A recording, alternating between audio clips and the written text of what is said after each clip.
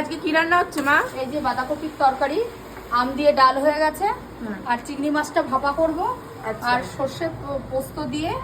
এটা হচ্ছে গিয়ে ওই কলকাতার সজনে ডাঁটাগুলো। হ্যাঁ, আচ্ছা। আর উচ্ছে ভাজা করেছি।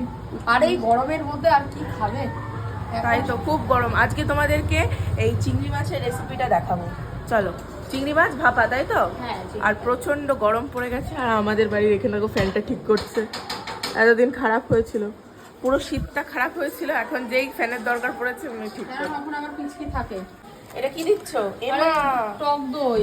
এমা টক দই তো আইসক্রিম হয়ে গেছে। আরে কি, তাই তো দেখছি এখন। টক দইয়ের পরে এই যে এখানে কি কি মশলা আছে? সাদা সর্ষে, কালো সর্ষে আর পোস্ত।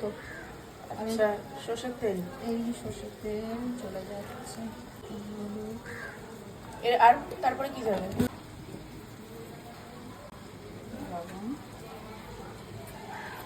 একটুখানি চিনি যাবে। বাবা, এ তো দই ভাঙছে না রে। আইসক্রিম হয়ে গেছে দইটা। বাবা, কোথায় রেখেছিলে? ডিপে? ডিপেই তো ছিল, ফুল করে রেখে ফেলেছি ডিপের মধ্যে। এখানে কোনো ফোড়ন যাবে না? কালো জিরে? না না না, ভাপাতে ফোড়ন যায় না?